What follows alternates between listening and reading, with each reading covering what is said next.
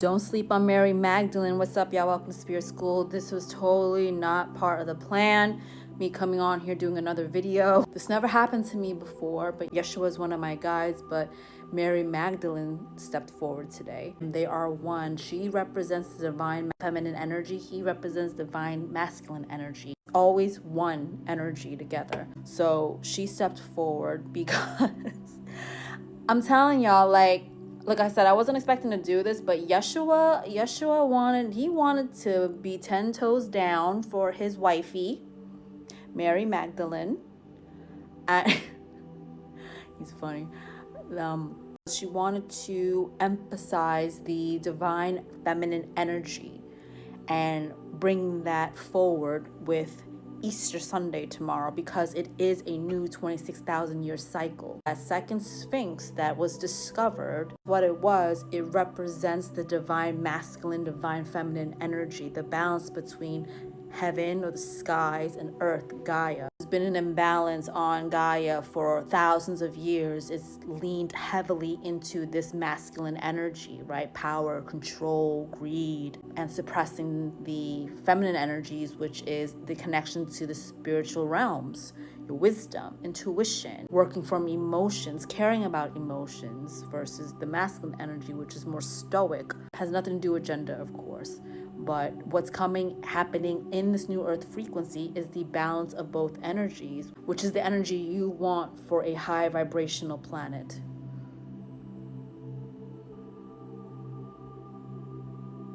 Other being, it's just a known concept. We're just so behind here, y'all. Not humanity's fault, because they've been enslaved by these low vibrational beings for so long.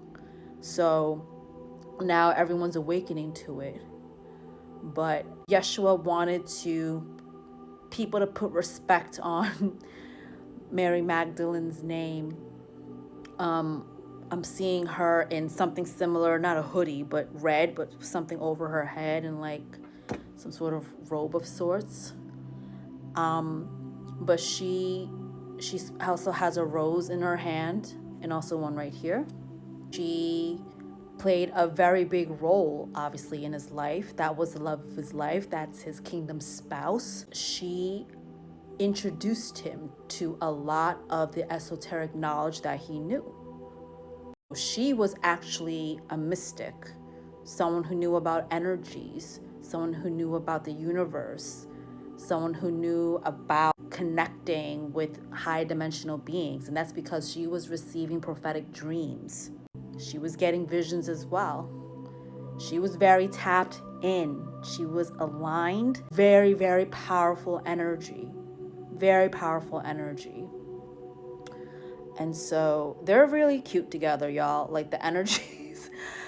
And I always say this, like, Yeshua is not, this, I want to say, very calm and reserved energy. No, he was a spitfire. He was a truth speaker during his time. He stood up for injustices. They both did. So that's what made him such a threat, because not only was he speaking up against the system, but he was also helping people heal. He was also guiding people, enlightening people during a time where that access to that type of information was non-existent. And if it was existent, it was very far few in between. Small groups of people would talk about it, but it wasn't that widespread because of the power and control of the empire during that time. People were very scared to do so. But here, Yeshua, the brave heart, and that is his energy.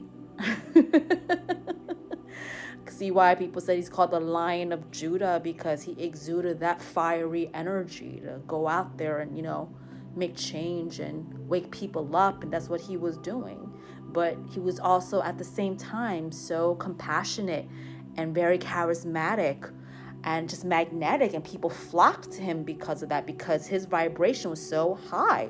This is why he's an ascended master and graduated from Earth School to be a spiritual guide for others. He had incarnations here. During his time, he was just such a bright light of love and funny at the same time. It was just too much. People couldn't take it. So when he and Mary came across each other, it was just like instant recognition. Instant. It was love at first sight. They're just showing me like heart eyes. It was just because they, they've not only done this before, they are kingdom spouses. It just aligned. And, they both were rebels, not in a bad sense, but like rebels against the institution that was in power. And this is what made them a threat. And they were chased out. But, they went on and went to different countries and had kids. Mary was very divine, just as divine as Yeshua. He represents the Christos energy. She represents the Sophia energy. Like I was saying, divine masculine, divine feminine, which is source light energy when it comes together. But wanted to acknowledge Mary. You just kissed her hand. Because she played a very pivotal role when he was going around and sharing his teachings. I believe there's a gospel of Mary, a gospel of Mary's that she wrote, where she shared all of this knowledge, all of the secret knowledge of the universe and our connection to the stars being aligned. Her gospel was a very key book that needed to be included within the Bible. But of course, if you see my previous videos with Yeshua, when he showed me the image of the Bible and went thumbs down, thumbs up, thumbs down, thumbs up for certain parts and things like that. So some of his teachings are in there, but a lot of it has been manipulated. And a lot of it's also symbolic and was manipulated to become a scare tactic, because the, again, masculine energy of wanting to have the soul control and power, just like those pharaohs, some of the pharaohs in ancient Egypt wanted, claiming they were the one true God being, you know what I mean, worshiping them. The pharaohs, I'm saying, that's a similar thing that was going down when curating this Bible. So a lot of gospels have been omitted. At the time, the church thought it was too dangerous for people to know this, and they would have no control over anybody. But Mary's gospel. There are also like meetups that they would both host. People would come and listen to Yeshua speak and share his teachings and thoughts and things like that. And Mary also conducted those meetups as well. And Yeshua would be the one listening and watching from the side. So they worked as a team. I'm actually seeing in my mind's eye them at a table, like mapping out, figuring out what they were going to say, what their lesson was going to be for that day. So you can imagine the disappointment of the church depicting her as this pay-for-play sliz prostitute when she is the complete opposite of that.